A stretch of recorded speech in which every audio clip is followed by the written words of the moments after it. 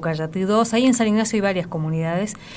Un poco venimos contando también porque estuvimos hace un par de semanas ahí hablando con referentes de esa comunidad Kiki Ramírez de MIPA nos contó un poco desde lo que significó para la comunidad enfrentarse a esa situación donde, bueno, ante una... la ocupación de una parte del territorio de la comunidad, podríamos decir incentivado o no, bueno, generó toda una serie de cuestiones que nos contó Kiki ayer, pero decíamos, queremos ver qué pasó ahí, qué en términos jurídicos, tanto qué cuestiones se están tensionando ahí y qué márgenes también tienen las comunidades para poder proteger ese territorio con la legislación que tenemos vigente hoy. Y está en línea para ayudarnos un poco a mirar José Luis Fuentes, que es amigo de la casa, abogado de MIPA en este caso, trabajando para MIPA también, docente de la carrera de guardaparque ahí en la Facultad de Ciencias Forestales, y está en línea. José Luis, muy buenas tardes, ¿cómo estás? Miguel Riquelme, Alicia Rivas, te saludamos. Buenas tardes, Alicia, Miguel, toda la audiencia. Efectivamente, estuvimos muy abocados 8 días a los conflictos ahí ligados al territorio ancestral de la comunidad Ambocayatú. Así que, bueno, prácticamente el domingo a la madrugada se tuvo un desenlace que estamos monitoreando a partir de ese momento, porque todavía la situación tiene cuestiones irresueltas. Uh-huh. Y en términos así técnicos, entre comillas, ¿qué pasó ahí? No, lo que sucede es que para hacer el recorrido histórico podríamos decir que histórico reciente, porque ya me tiento a querer hablar de Belgrano hace 200 años, pero no. Bueno, en 1994 se sanciona el artículo 75, inciso 17 de la Constitución Nacional y se reconoce la preexistencia étnica y cultural de los pueblos indígenas en nuestro país, lo cual es una obviedad, ¿no? Que los pueblos indígenas están antes que los criollos, que la gente que vino de Europa y de otras latitudes, ¿no? Pero bueno, nuestra Constitución así lo dice y también establece que el Estado argentino tiene que reconocerles los territorios que ellos tradicionalmente ocupan y también reconocer la propiedad comunitaria indígena, que es una nueva modalidad de propiedad, diferente a la propiedad privada que conocemos nosotros, de que, bueno, este terreno es mío, y como decían los romanos, del fondo de los infiernos hasta lo alto de los cielos es mío y yo hago lo que quiero. Entonces crea una nueva propiedad para las comunidades indígenas, que es una propiedad que no se puede vender, no se puede embargar, tiene otras cualidades.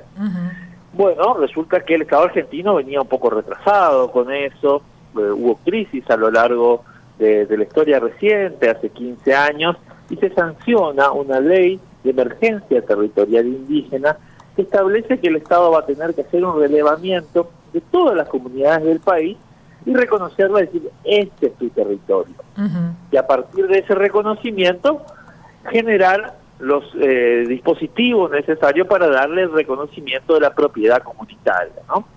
Entonces, en San Ignacio se dio ese relevamiento, al menos 4 comunidades que yo conozco tienen ese relevamiento de la ley 26.160, donde le dicen, bueno, este es su territorio, les reconocemos la posesión ancestral, y bueno, el Estado queda pendiente como para terminar de regularizar, afinar, ponerle moño a esa situación. Es cierto que el Estado va lento en su avance con terminar de cerrar todas esas cuestiones, entonces se dan situaciones donde si bien la comunidad está en el territorio, tiene la posesión, el Estado lo reconoció, pero bueno, hay personas que dicen, bueno, pues yo tengo los papeles de eso. Esa es la tensión que se da en esos lugares. Entonces, lo que sucedió en este caso, aparentemente, una de las personas que dice tener los papeles de ese territorio comunitario reconocido por el Estado y por nuestra Constitución, se aprovecha de la situación de indigencia de una señora y 3 menores de edad, su marido o su compañero, y los instala en el territorio de la comunidad. Eso ya pasó hace varios meses, la persona se terminó yendo y Ahora volvió a suceder eso, ¿no? Una persona en muy malas condiciones habitacionales, prácticamente en indigencia, ¿no? Ahí teníamos que preguntarnos el Estado qué está haciendo para proteger a esta persona. Se instala ahí y la comunidad automáticamente empieza a reclamar por su territorio, que el mismo Estado ya le reconoció, le dio el mapa, le dijo este es su territorio, y también le dice este no es su territorio, por lo que está por fuera del mapa, ¿no? Porque también hay que ver eso, ese mapa es muy ordenador, más allá de que efectivamente faltan algunos pasos por darse. Estas comunidades han dado un paso hacia adelante inclusive, porque ha iniciado un proceso judicial muy costoso y dificultoso para que efectivamente se regularice. Están haciendo más de lo que deberían hacer ya, le están reclamando al Estado solucionar esto, porque tampoco nosotros queremos estar en estas situaciones de grises que nos generan conflictos.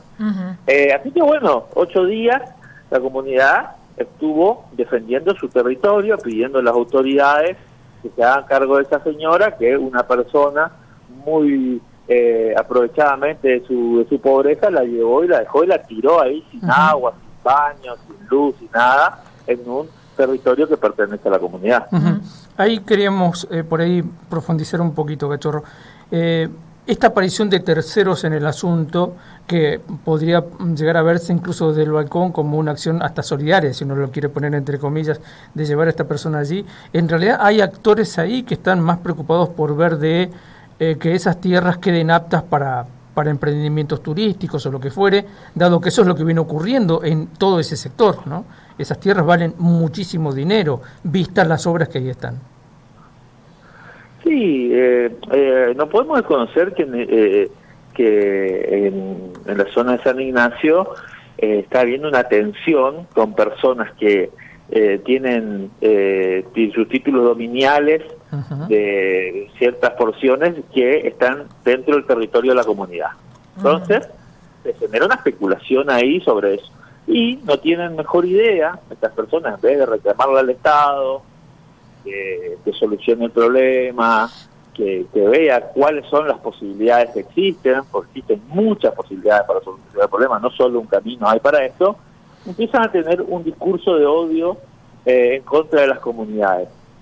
Y un discurso que parte también desde la ignorancia, ¿no? Desconociendo la preexistencia. O sea, en muchos lugares podríamos decir que alguien puede poner en duda la preexistencia. En realidad no, porque nuestra Constitución ya es clara.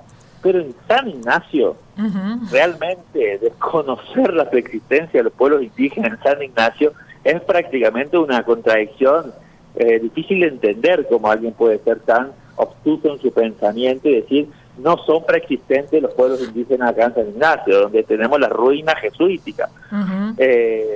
Así que buscan un discurso de odio, buscan poner a las comunidades en una posición de que son violentas, y las comunidades, muy al contrario, han demostrado nuevamente que son grupos humanos que tienen otros valores. El conflicto, seguramente si ayer hablaron aquí, la resolución del conflicto vino por parte de las comunidades, que fueron a hablar con la señora, que también ahí hubo un rol de la policía, porque también uno puede tener ciertas miradas sobre el Estado y los diferentes roles, pero también es cierto que los policías, vamos a decir, rasos, son los que estaban ahí toda la semana también.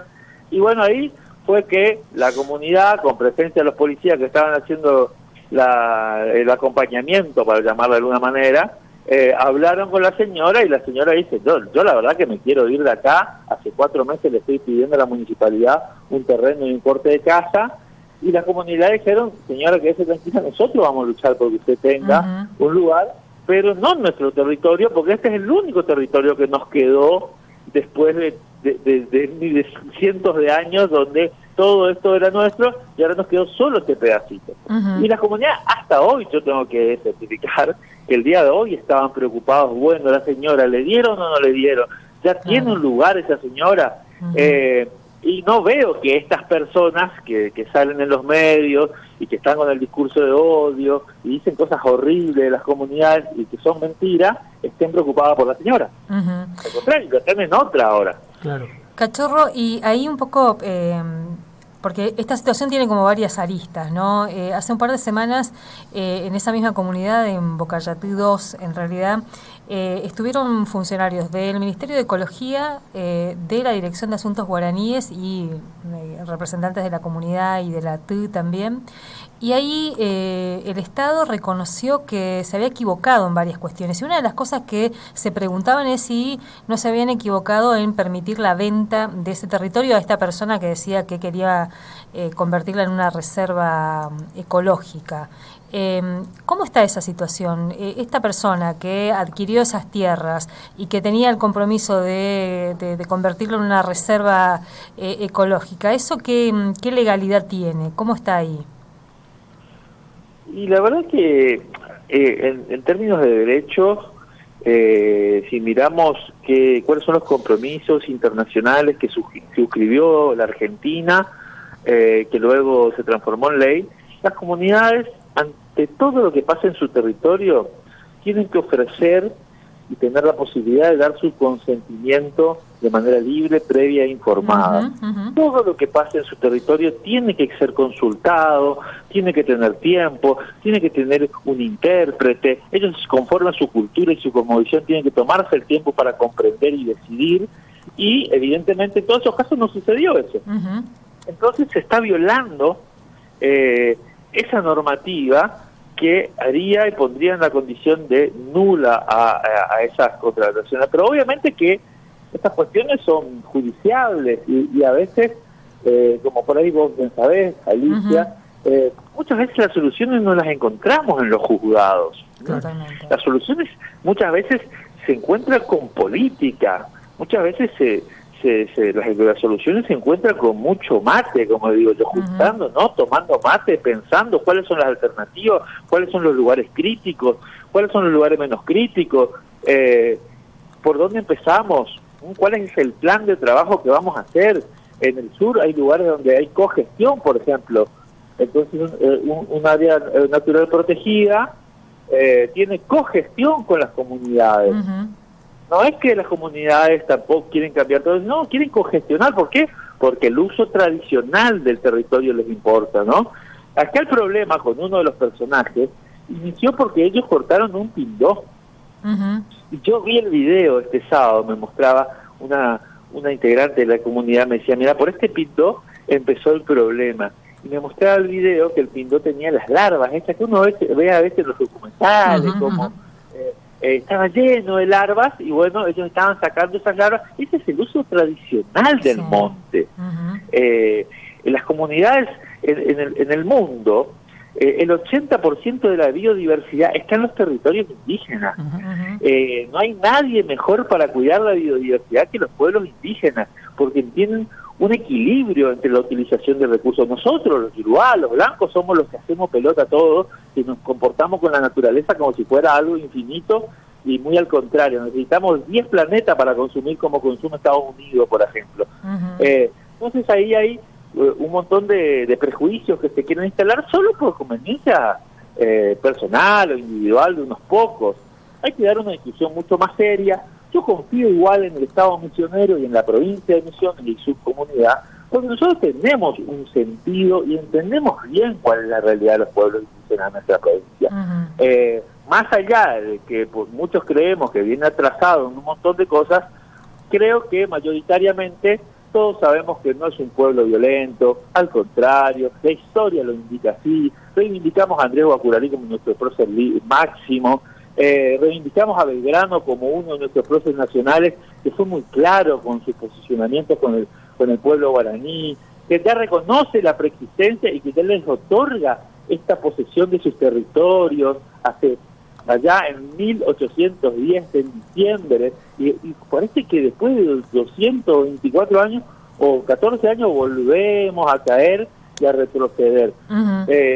Pero acá la Constitución es muy clara. El artículo 75, inciso 17, le reconoce la preexistencia, le reconoce sus territorios. La ley 26.160 estableció el relevamiento. Estas comunidades tienen su relevamiento, y ahora le toca al Estado destrabar estos conflictos.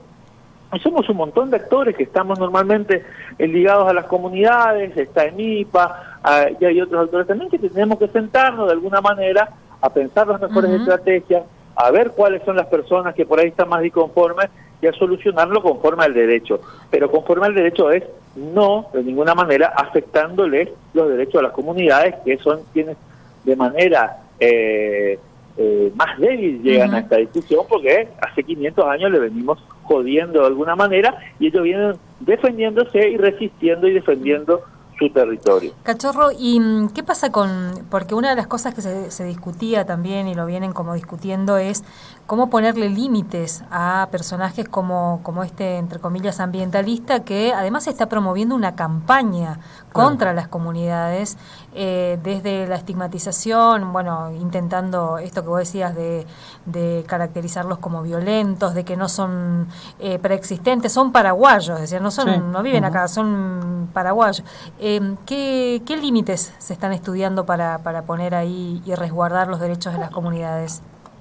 Y yo creo que hay varios niveles de análisis también respecto a eso, ¿no? Están las comunidades directamente afectadas que pueden entablar acciones civiles respecto de este señor, que tienen todo su derecho y que, bueno, seguramente el que las hace las paga. Entonces, si no corrige su conducta, más tarde o más temprano va a terminar pagando por sus faltas, en definitiva, por su odio, por su discriminación y por todo lo que hace. Después estamos también otros actores que yo creo que tenemos que, cada uno hace su parte. Ustedes están haciendo la parte comunicacional, ¿no? Me parece que otros actores todavía no están opinando, la academia, la universidad, yo todavía no las escuché opinar. Me parece que hay que empezar a sumar actores, porque yo sí estoy convencido que el pueblo misionero no se prende en esta visión, que es una visión foránea, no es un señor que viene de afuera, que no entiende nada de nuestra provincia, que en realidad cuando dice esas cosas nos está insultando a todos los misioneros, le está insultando al gobierno de la provincia de Misiones, le está insultando a la Cámara de Representantes, a los poderes del Estado, que por ahí nosotros podemos estar más o menos a favor en muchas cosas, podemos tener matices, podemos tener diferencias y coincidencias, pero es el sistema democrático de nuestra provincia que estableció también, porque ese relevamiento que tiene la comunidad Macayatí lo realizó el Instituto Nacional de Asuntos Indígenas en convenio con la provincia de Misiones del Ministerio de Derechos Humanos. Que se acaba de ratificar ese convenio con la firma ahora de Abruj, digamos, ¿no? Estuvo hace 2 días acá. Sí. Ayer. Exacto. Entonces, todas las instancias institucionales democráticas han participado. Entonces, estos señores están atentando contra todos. Y nos están trayendo grandes problemas. Imagínate, Alicia, la policía 8 días ahí abocada. Nosotros que tenemos un montón de cuestiones jurídicas, trabajo, demandas para justamente solucionar estos temas de fondo, teniendo que estar ahí por una cuestión muy simple, porque ahí también se genera todo este posicionamiento y empieza a poner en duda a algunos actores, porque ahí era muy sencillo lo que había que hacer. Esa señora estaba en una situación de recontra vulnerabilidad, de que el Estado tenía que hacerse cargo, llevarla a un lugar donde esté segura y dejar ese territorio liberado. Y estuvimos 8 días hasta que las comunidades se prestaron a hablar, porque la solución era: nosotros no podemos resolver nada, el juez tiene que resolver, vayan a una audiencia a Jardín América el día martes, o sea, hoy. Y las comunidades se acercaron, hablaron con la señora y era muy simple. Parece que algunos actores no quieren tomar las decisiones y otros sí. Entonces, tardó, nosotros el mismo sábado tuvimos algunos diálogos con algunos responsables políticos del gobierno provincial, y parece que, bueno, algunos estaban decididos a acompañar también la resolución del conflicto, y otros parece que quieren descargar la responsabilidad, por ejemplo, en el Poder Judicial, que realmente el Poder Judicial, y más la justicia penal, está para otra cosa. No está para estos conflictos sociales donde encontramos personas hipervulnerables vinculadas a derechos tan esenciales como la vivienda, como el agua potable, como la energía eléctrica. Pero bueno, a mí me parece que hay que trabajar con seriedad, no hay que ceder ante estos discursos y a estas personas que quieren embarrarnos la cancha. El derecho es muy claro, hay que identificar las situaciones a resolver hay que ponerse a trabajar y definitivamente acompañar a las comunidades que estuvieron muy firmes en la defensa de su derecho. Eso a mí realmente me sorprendió. Nunca había visto un proceso así, tan de cerca, de toma de decisiones, porque parece que uno a veces piensa, tengo que decir honestamente, uno piensa que entiende mucho de los conflictos, y que por ahí realmente ver cómo ellos iban tomando cada decisión, cada pasito que definían dar, era un aprendizaje tremendo, cómo defendían sus derechos con un espíritu de diálogo, pero con firmeza a la vez, muy lejos de eso de ser violento, al contrario, buscaban todas las instancias de diálogo para que sus derechos sean respetados, y finalmente en ese sentido llegó la solución. Cachorro, mil gracias. No, muchísimas gracias a ustedes, y bueno, sigamos monitoreando. Me parece que la situación de San Ignacio hay que monitorear, y hay que desarticular estos discursos de odio que nada tienen que ver con el pueblo misionero, ni con los que las personas que habitamos esta provincia y sus poderes del Estado tampoco. Muchas gracias, un abrazo. Hasta luego. Hasta luego, chao. José Luis Cachorro Fuentes,